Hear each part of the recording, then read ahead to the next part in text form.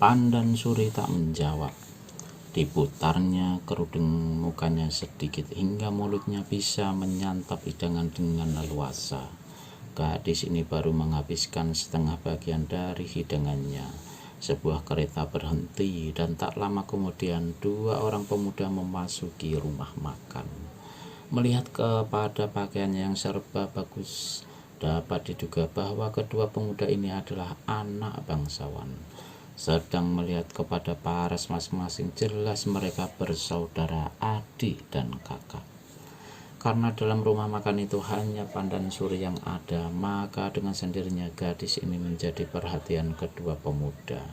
Sambil mencari tempat duduk, mereka tiada berhenti memandangi Pandan Suri. Aneh, kata pemuda yang seorang, namanya Jebat Seloka. Baru kali ini kulihat ada orang berkerudung begini. Bahkan tengah makan pun dia tak mau membuka kain penutup wajahnya itu.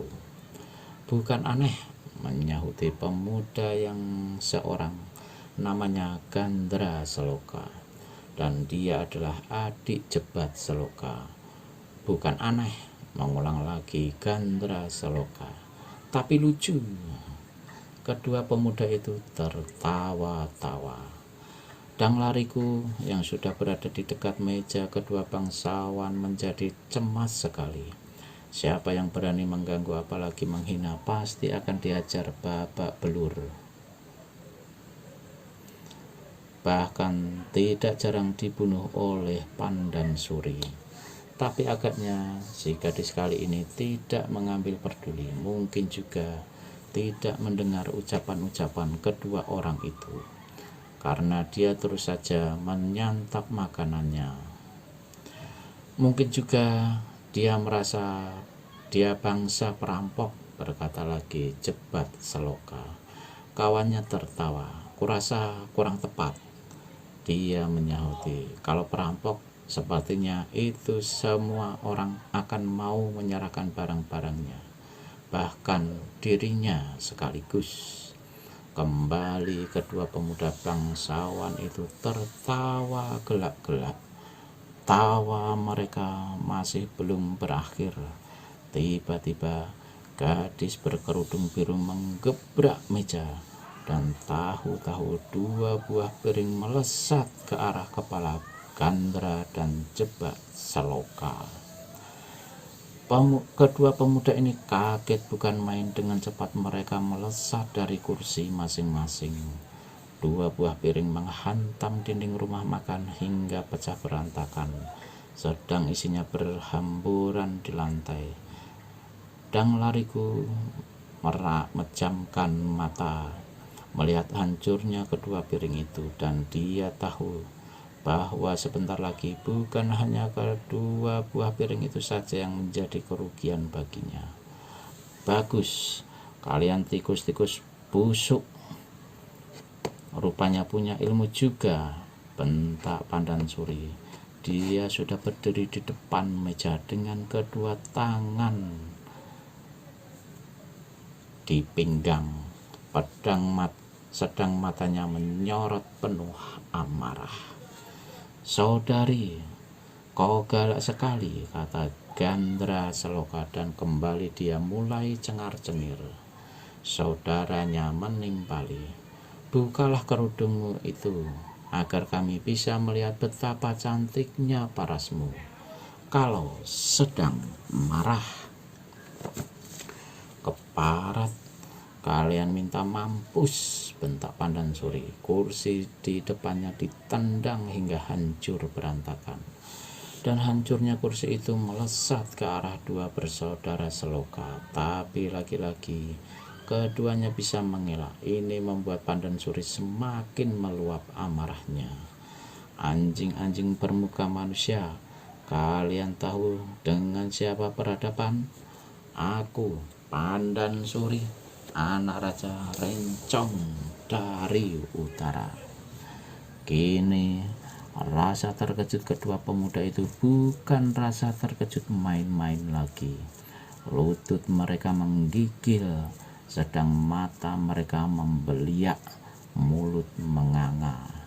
Meski mereka menguasai ilmu silat yang dapat diandalkan, tapi berhadapan dengan anak Raja Rencong dari utara, benar-benar mereka tidak punya nyali, bukan tandingan mereka. Celaka kakak, bisik Jebat Seloka. Baiknya kita segera saja angkat kaki dari sini. Gandra Seloka menganggukkan kepala, lalu kedua pemuda ini cepat melompat ke pintu. Berdebah, mau kabur kemana? Teriak Pandan Suri. Tubuhnya berkelebat dan tahu-tahu dia sudah menghadang di ambang pintu. Kedua pemuda laksana kain pucat paras mereka. Jebat Seloka bicara tergagau-gagau. Saudari, harap kau memaafkan. Kami tidak mengira kalau kau adalah anaknya Raja Rencong. Di balik kerudungnya Pandan Suri mendengus. Dia melompat ke depan. Kedua tangan terpentang lebar dan tahu-tahu kedua pemuda bangsawan itu merasakan rambut mereka dijambak, lalu prak. Kedua kepala pemuda bersaudara itu diadu sama lain oleh Pandan Suri hingga mengeluarkan suara keras. Batok kepala Jebat dan Gandra Seloka pecah, darah dan otak bermuncratan. Itu hadiah yang paling bagus buat kalian, kata Pandan Suri seraya melepaskan jambakannya. Tubuh Jebat dan Gandra Seloka melingkar di lantai. Dang lariku si pemilik rumah makan ketika menyaksikan bagaimana kepala kedua pemuda itu pecah, lantas saja roboh pingsan. Para pelayan tak ada seorang pun yang berani menjengukkan muka. Seperti tak ada kejadian apa-apa, Pandan Suri kembali ke mejanya lalu berteriak memanggil pelayan. Pelayan datang dengan tubuh menggigil, muka pucat. Hidangkan makanan baru buatku, kata Pandan Suri. Baik ya, yang mulia, kata pelayan. Sesaat kemudian Pandan Suri sudah duduk pula menyantap hidangannya. Belum lagi waktu berjalan sampai 5 menit, tiba-tiba di luar terdengar derap kaki kuda banyak sekali, dan suara seseorang memberi aba-aba berhenti. Pandan Suri tidak mengambil peduli suara berisik di luar rumah makan, juga tidak menoleh ketika seorang laki-laki bertubuh tinggi besar, berkumis melintang serta membawa sepasang pedang di pinggang, diiringi oleh 5 orang yang juga rata-rata berbadan tegap memasuki rumah makan. Hai, ke-6 orang itu sama-sama mengeluarkan seruan dan menghentikan langkah di ambang pintu. Mata mereka membentur 2 sosok tubuh yang menggeletak di lantai rumah makan dengan kepala pecah. Apa yang terjadi di sini? Ujar laki-laki paling depan. Lalu dia memandang seputar ruangan dan sewaktu matanya melihat Pandan Suri yang duduk di sudut kanan enak-enak menyantap hidangan, kembali laki-laki ini berseru terkejut. Hei, dia adalah anaknya Raja Rencong, musuh besar yang kita cari-cari. Kurung seluruh makan rumah ini. Kelima orang itu samping langit segera memencar dan memberikan perintah beruntun hingga dalam sekejap saja seluruh rumah makan itu telah dikurung lebih oleh 20 orang. Pemimpinnya adalah Dipa Warsah, seorang perwira tinggi bala tentara Kesultanan Delhi yang telah menjalankan tugas Sultan Delhi, yaitu mencari dan menangkap Raja Rencong dari utara. baik hidup ataupun mati. Karena Raja Rencong sudah dikenal kehebatan dan kesaktiannya, meskipun Dipawarsah bukan seorang yang berkepandaian rendah, namun perwira ini tidak mau ambil risiko. Dalam menjalankan tugas Sultan itu, maka Dipawarsah membawa serta 5 orang tangan kanannya dan 20 orang prajurit-prajurit yang terlatih baik. Mendengar seruan Dipawarsah, Pandansuri berpaling sebentar, lalu meneruskan makannya dengan sikap yang kelihatannya tetap acuh tak acuh, tapi diam-diam ini mempertinggi kewaspadaannya karena dia tahu siapa adanya orang-orang itu. Melihat sikap si gadis demikian rupa, sang perwira merasa dongkol dan dianggap sepele. Anak Raja Rencong, kau berhadapan dengan perwira Kesultanan Delhi. Sebelum Dipawarsah meneruskan bicaranya, Pandansuri sudah berpaling dan memotong. Apa urusanmu perwira? Apa mau mengemis ketika orang yang sedang makan? Hanya pengemis-pengemis lah yang suka mengusir orang makan. Marahlah paras Dipawarsah. Dia berpaling pada kelima bawahannya yang berkepandaian tinggi dan memerintah atas nama Sultan Delhi, tangkap gadis itu. Kelima orang yang diperintah segera bergerak. Tunggu dulu, seru Pandansuri dengan suara keras dan sambil mencampakkan tulang ayam di tangan kanannya ke lantai papan hingga tulang ayam itu menancap di lantai. Atas alasan apa Sultan kalian menyuruh tangkap aku? Bentak Pandansuri lantang. Dipawarsah menjawab, sebenarnya ayahmu yang kami cari, tapi menangkap anaknya pun cukup berharga. Pandansuri tertawa gelak-gelak. Suara tertawa itu merdu sekali, namun kemerduan itu dibayangi oleh sesuatu yang mengerikan. Dia memandang pada kelima bawahan Dipawarsah. Kalian mau menangkap aku? Majulah. Mengandalkan jumlah yang banyak serta kepandaian mereka yang tinggi, maka tanpa cabut senjata, kelima anak buah Dipawarsah melompat ke depan. 5 pukulan dan 5 totokan menderu berseribut cepat. Sekejap kemudian mengumandanglah 5 pekikan di dalam rumah makan itu. Kedua mata Dipawarsah membelalak besar seperti mau melompat dari rongganya, menyaksikan bagaimana kelima bawahnya jatuh bergedebukan di lantai dalam keadaan tubuh hangus dihantam pukulan kuku api yang dilancarkan oleh Pandansuri. Gadis jahanam, jaga batang lehermu. Tubuhnya melompat ke depan dan hampir tak kelihatan kapan dia mencabut sepasang pedangnya. Tahu-tahu 2 sinar putih menyambar pinggang dan leher Pandansuri dari kanan dan kiri.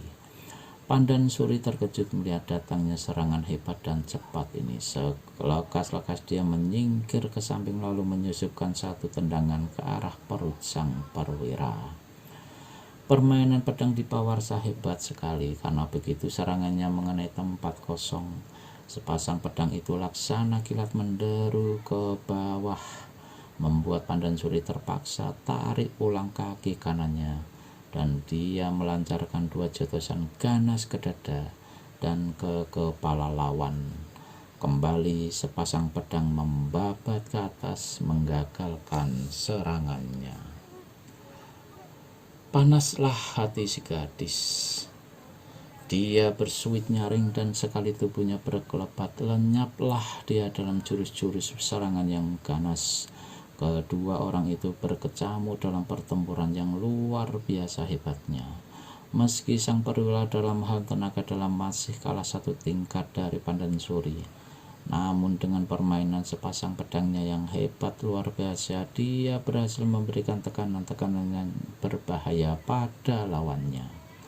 Kalau saja ilmu meringankan tubuh Pandansuri belum mencapai tingkat yang lebih tinggi dari sang perwira, niscaya gadis ini sudah sejak tadi kena celaka tersambar ujung pedang. Melihat lawan begitu tangguh, dengan hati memaki, Pandansuri mulai mengeluarkan jurus-jurus simpanannya yang terlihai. Dipawarsah terkesiap melihat bagaimana permainan silat si gadis berubah total dan sukar diduga sasaran yang ditujunya. Dengan serta-merta perwira ini percepat permainan pedangnya hingga rumah makan itu terbenam dalam deru pasangan pedang. Perwira edan makan pukulan seraksa palu godam ini, teriak Pandansuri. Tubuhnya berkelebat dan tahu-tahu tangan kanannya menyusup di bawah pedang sebelah kiri Dipawarsah, menderu ke atas mengarah wajah sang perwira. Meski kagetnya bukan alang kepalang, tapi perwira ini tidak kehilangan akal. Dengan sebat pedang di tangan kanannya digerakkan ke atas. Pandansuri terkejut sedemikian meskipun pedang datang menyambar. Pandansuri terkejut dan tak menyangka lawannya akan bergerak sekalap dan secepat itu. Namun dia merubah gerakan pukulannya. Namun demikian, meskipun pedang datang menyambar, gadis ini tidak takut. Sedikit saja dia merubah gerakan pukulannya tadi, maka lengannya telah menghantam badan pedang. Pedang itu bukan saja mental dari tangan kanan Dipawarsah, tapi juga patah dua. Sambil mengirimkan satu tusukan, sang perwira melompat ke samping kiri dan keluar dari kalangan pertempuran. Justru ini adalah kesalahan besar. Dengan memisah jarak sejauh itu, dia memberi kesempatan pada Pandansuri untuk melepaskan pukulan kuku api yang ganas. Perwira ini berusaha mengelak sambil menangkis, tapi sia-sia saja. Tubuhnya sebatas dada ke atas hangus dilanda 5 lari sinar merah kekuningan yang melesat dari 5 kuku jari tangan kanan Pandansuri. Perempuan iblis, teriak seorang kepala prajurit yang mengurung rumah makan. Sekali dia berteriak, maka 20 prajurit-prajurit lainnya menyerbu. Rumah makan itu pun hiruk pikuk. Tapi hanya sebentar, karena setiap kali Pandansuri berkelebat, setiap kali dia menjentikkan kelima jari tangannya, maka sekelompok demi sekelompok prajurit-prajurit itu rebah ke lantai tanpa nyawa dalam keadaan tubuh hangus. Akhirnya 5-6 orang sisa-sisa yang masih hidup segera ambil langkah 1000. Rumah makan itu kini penuh dengan kelimpangan mayat. Suasana yang mengerikan itu ditambah pula bergediknya oleh beberapa orang prajurit yang masih hidup megap-megap merintih menjelang ajal sampai. Kursi dan meja centang perenang tak karuan, piring-piring dan gelas berhamburan di mana-mana. Makanan berhambaran, satu-satunya meja dan kursi yang tidak berpindah dari tempatnya ialah yang diduduki oleh Pandansuri. Gadis ini melangkah ke kursi, duduk di situ dan meneguk tuak harum di dalam piala perak beberapa kali. Di tengah-tengah suasana yang mengerikan itu, dia meneruskan menyantap hidangannya kembali.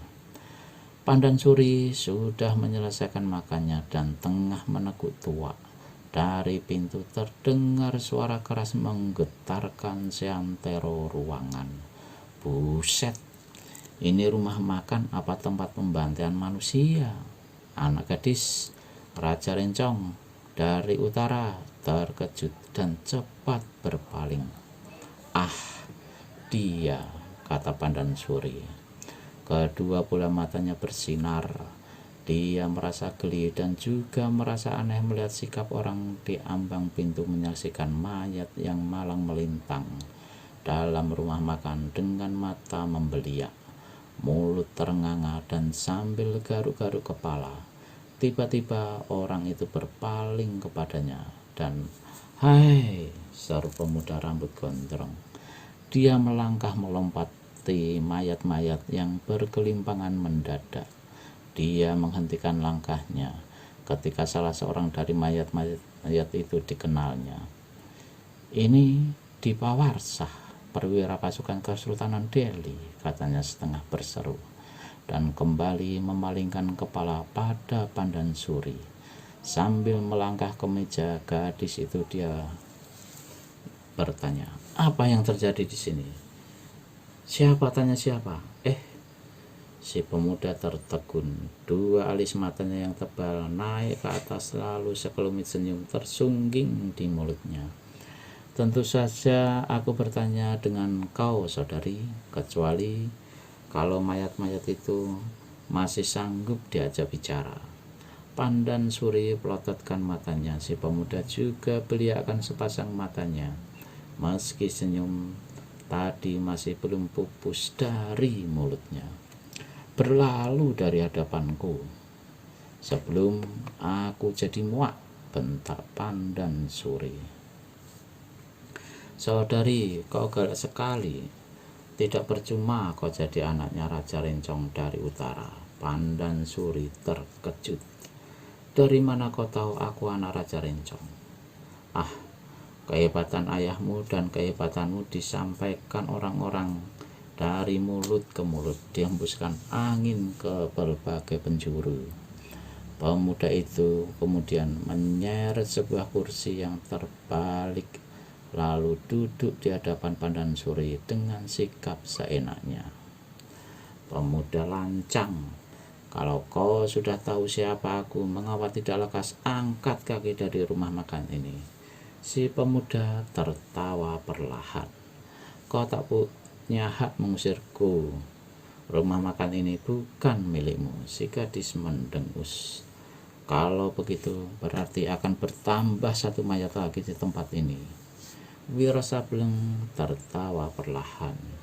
"Jadi kau rupanya yang membunuh semua manusia ini?" Wiro gelengkan kepala dan leletkan lidah. "Dan aku yakin mereka bukan manusia-manusia berdosa. Sekalipun punya salah, tapi sangat tak berperi kemanusiaan menjagal mereka seperti ini. Punya dosa atau tidak, salah atau tidak, itu bukan urusanmu. Lekas menyingkir dari hadapanku," bentak Pandan Suri. "Kecuali kalau mau segera mampus."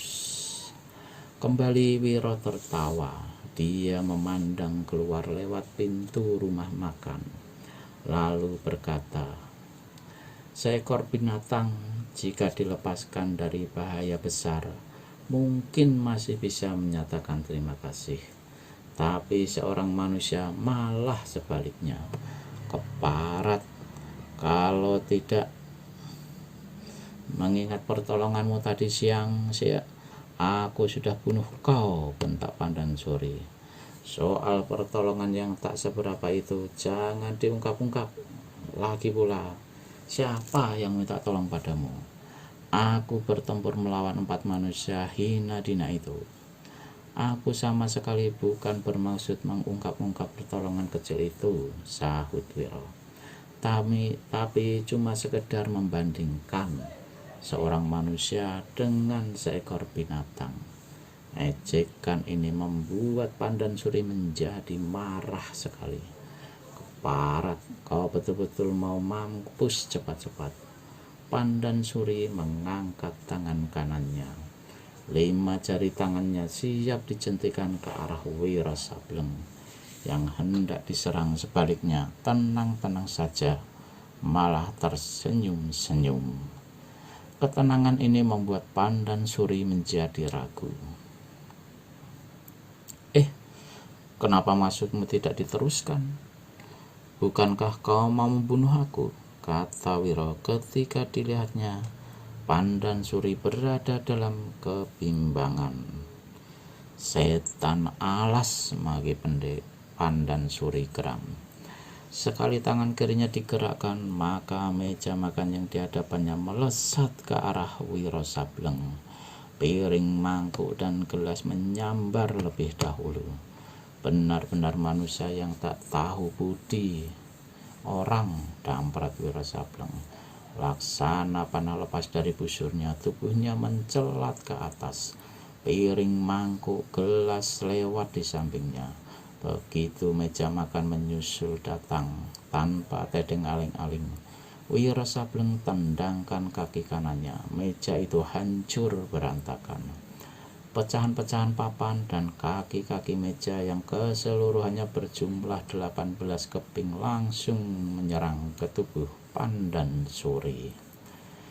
Dengan kecepatan gadis ini melompat ke atas seraya memukulkan tangan kiri ke depan, kemudian susulkan dengan satu jotosan ke arah perut si gadis. Dengan gerakan gesit, Pandan Suri berhasil mengelakkan, malah di lain kejap dia berhasil menyambar patahan kaki meja dan menyerang Wiro Sableng dengan benda itu. Wut! Wiro membuang diri ke samping kanan. Terlambat sedikit saja, pasti pipinya kena disambar ujung kaki meja itu. Melihat serangan untuk kesekian kali luput lagi, maka Pandan Suri berkelebat cepat dan serangan dahsyat pun bertubi-tubi melanda Wiro Sableng. Diam-diam Wiro Sableng memuji kehebatan ilmu silat dan kegesitan Pandan Suri. Sebelum dirinya kena didesak, Wiro segera berkelebat cepat untuk mengimbangi kegesitan lawan. 5 jurus pertempuran berkecamuk dengan hebat. Kaki meja di tangan Pandan Suri merupakan senjata yang ampuh. Menderu kian kemari laksana belasan buah banyaknya dan menyerang dalam gerakan-gerakan yang sukar diduga. Penasaran sekali, Wiro Sableng keluarkan sebuah jurus silat tangan kosong. Ular gila membelit pohon, menarik gendewa. Jurus ini sesungguhnya mempergunakan kecepatan gerakan tangan. Bagi Pandan Suri yang tak bisa melihat kecepatan tangan lawannya dan hanya melihat tubuh lawan yang tak berada dalam keadaan tak terlindungi, segera hantamkan kaki meja di tangan kanannya secepat kilat ke arah dada Wiro Sableng. Wow! Kaki kursi itu menderu. Di antara dahsyatnya deru tersebut, Pandan Suri mendengar suara tertawa lawan yang menjengkelkan hatinya. Tenaga dalamnya dilipat gandakan hingga dalam satu kejapan mata lagi akan hancur remuklah dada Wiro dilanda kaki meja. Namun Pandan Suri terkejut merasakan gerakan tangan kanannya itu tertahan oleh satu kekuatan yang tak kelihatan, dan tahu-tahu kaki meja terlepas dari genggamannya.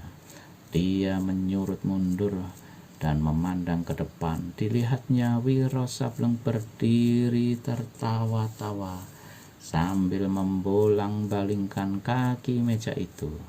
Saudari, kurasa cukup sudah kita main-main. Sekarang kau dengarlah baik-baik. Melihat kau bertempur melawan 4 orang tokoh silat itu dan berada dalam keadaan terdesak, aku telah membantumu. Tapi setelah kau lolos dan tahu siapa kau adanya, nyatalah bahwa aku telah membuat kesalahan besar. Aku berjanji kepada 4 orang itu untuk menangkap dan menyerahkanmu kepada mereka. Nah, bagaimana tanggapanmu? Menyerah baik-baik atau terpaksa kita mesti main-main lagi barang beberapa jurus? Menyerah diri pada manusia macammu lebih baik bunuh diri. Ah, jangan bunuh diri, tugas Wiro sambil senyum-senyum. Kalau kau bunuh diri, kekasihmu tentu akan lebih sedih dan menangis, lalu mengamuk macam orang gila. Aku khawatir manusia-manusia tak berdosa akan jadi korban amukannya. Pemuda sombong, kurang ajar. Aku mengadu jiwa sampai 1000 jurus, teriak Pandan Suri. Didahului oleh satu bagikan yang dahsyat, maka gadis ini menyerang hebat sekali. Gerakannya jauh berbeda dari jurus-jurus serangan sebelumnya. Sebelum serangan itu sampai, anginnya sudah menyambar keras.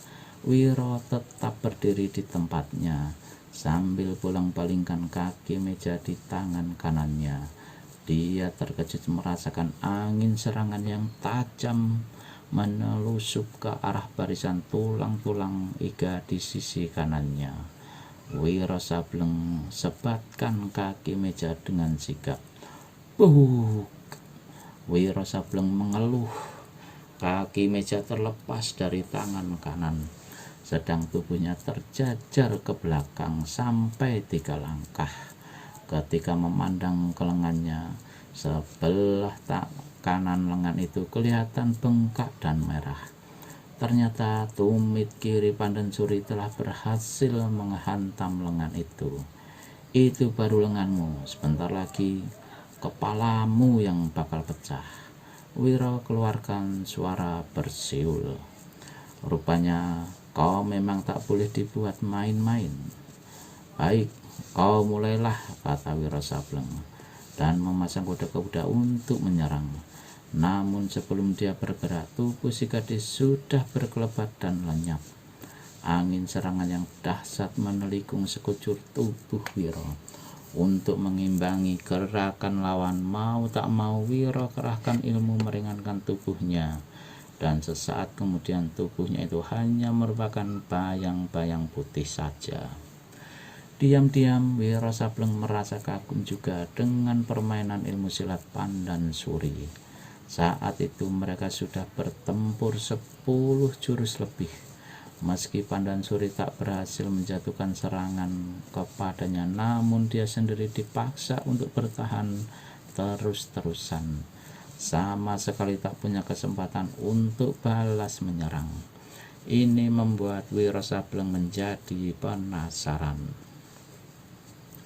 Beberapa kali totokannya tak mengenai sasarannya. Kalau saja dia tidak bermaksud untuk meringkus gadis itu hidup-hidup, itu lain perkara. Dia bisa turun tangan dengan ganas. Dalam telikungan serangan yang dahsyat itu, mendadak Wiro Sableng menyaksikan berkelebatnya sinar merah kekuningan. Melihat lawan menyerang dengan ilmu pukulan sakti yang berarti menginginkan jiwanya, maka Wiro Sableng tentu saja tak mau tinggal diam lagi. Tenaga dalamnya yang sejak tadi sudah disiapkan secepat kilat dialirkan ke tangan kanannya. Sesaat kemudian tangan itu pun didorongkan ke depan. Gerakan Wiro Sableng ini sekaligus merupakan campuran dari pukulan benteng topan melanda samudra dan tameng sakti menerpa hujan. Terdengar suara letusan yang dahsyat. Langit-langit rumah makan hancur hangus berantakan. Tubuh Pandan Suri mencelat 10 langkah, terbanting ke dinding. Wiro Sableng sendiri terhuyung gontai. Kelanjutannya bukan olah-olah. Sewaktu menyaksikan bagaimana ujung lengan bajunya mengepul hangus, terasa panas dan perih. Buru-buru pemuda ini merobek ujung lengan baju itu. Ketika dia memandang ke jurusan dinding di mana tubuh Pandan Suri tadi terbanting keras, gadis itu sudah lenyap. Wiro melompat ke pintu depan. Kasip sudah. Si gadis tak kelihatan lagi. Wiro memaki dalam hati. Segera pula dia meninggalkan rumah makan itu. Hari itu tanggal 1, saat peresmian berdirinya Partai Topan Utara. Puluhan perahu kelihatan menyeberangi Danau Toba menuju ke pulau besar yang terletak di tengah-tengah danau. Penumpang-penumpang perahu-perahu itu ialah tokoh-tokoh silat dari berbagai penjuru yang sengaja datang untuk menghadiri peresmian berdirinya Partai Topan Utara. Semua mereka ini tiada menduga bahwa kedatangan mereka itu ke sana hanya untuk mengantar nyawa, karena Raja Rencong yang berhati sejahat iblis itu telah berniat untuk menamatkan riwayat semua tokoh-tokoh silat, tak peduli dari golongan manapun mereka adanya.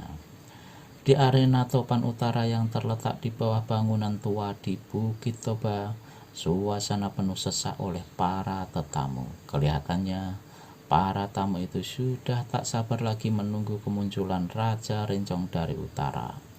Namun sampai sedemikian lama sang tuan rumah masih juga belum muncul. Ini menimbulkan kegelisahan di kalangan para tamu. Sementara itu, di lereng bukit kelihatan sekelebatan sesosok tubuh manusia.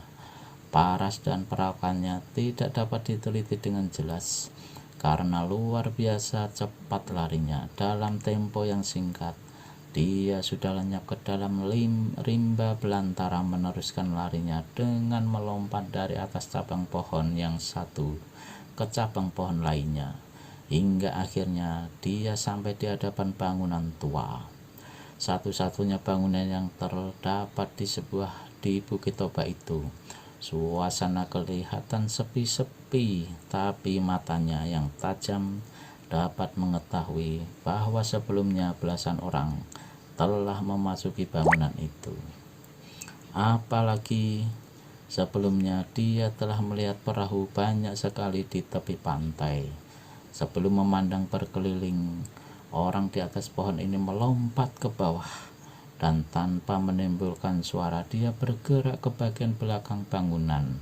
Berlindung di balik sebuah runtuhan dinding tembok, dia meneliti bagian belakang bangunan itu dengan cepat, hingga akhirnya pandangannya membentur serumpun semak belukar lebat di hadapan sebatang pohon kelapa.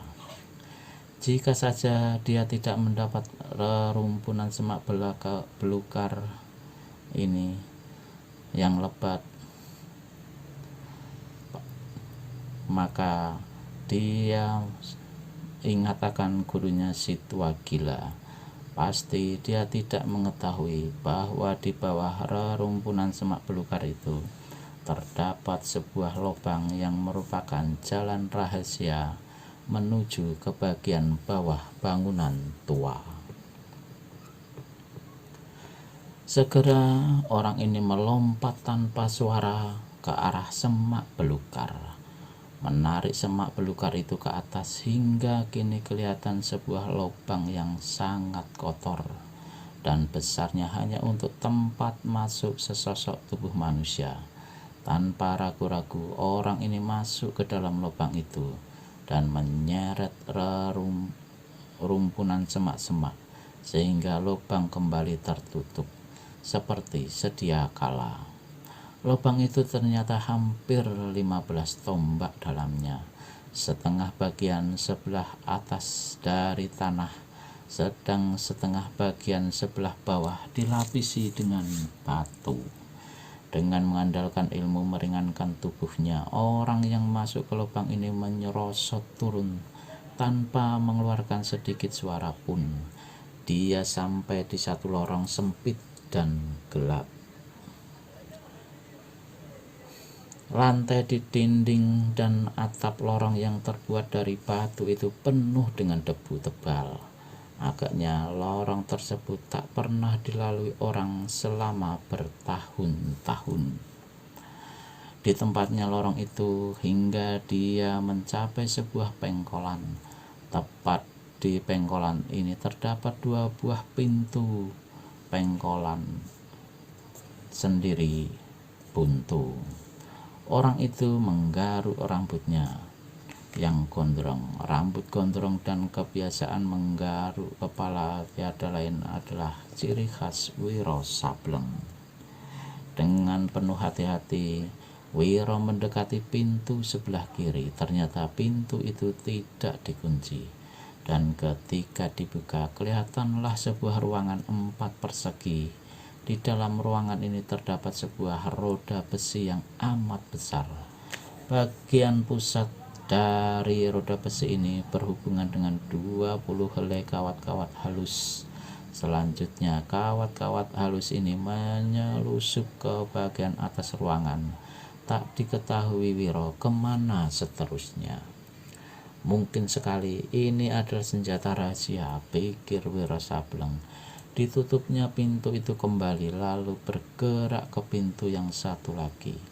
Begitu dibuka, maka kelihatanlah sebuah tangga batu pualam yang menuju ke atas. Tak membuang-buang waktu, Wiro segera melompat dan sampai di sebuah lorong yang sangat bagus.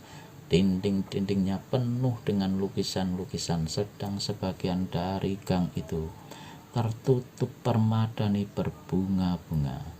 Pada sisi kiri kanan lorong terdapat masing-masing sebuah pintu. Pintu yang ketiga terletak di ujung gang.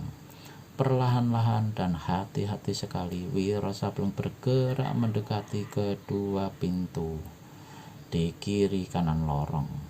Tiba-tiba dia menghentikan langkahnya. Dari pintu sebelah kanan terdengar suara orang bercakap-cakap. Seorang laki-laki dan seorang perempuan. Suara yang perempuan ini rasa-rasa pernah didengar Wiro Sableng. Cepat Wiro Sableng tempelkan telinganya ke daun pintu untuk mendengarkan pembicaraan kedua orang di dalam kamar. Sementara itu di dalam kamar, Raja Rencong dari utara duduk di sebuah kursi besar. Dia mengenakan pakaian ungu yang baru bertaburkan mutiara. Di tangan kirinya ada sebuah piala berisi anggur harum. Setelah meraba sebentar kumisnya yang tebal hitam melintang, laki-laki ini bertanya, "Apa semua tamu sudah datang?" Pertanyaannya itu dia tujukan pada gadis berbaju ungu yang berdiri di hadapannya. Parasnya cantik jelita, dan dia bukan lain Pandan Suri, anak Raja Rencong sendiri. "Sudah," menjawab Pandan Suri. "Agaknya sudah waktunya bagi ayah untuk keluar." "Ya, sudah waktunya," kata Raja Rencong pula dengan tersenyum. Diteguknya anggur dalam piala.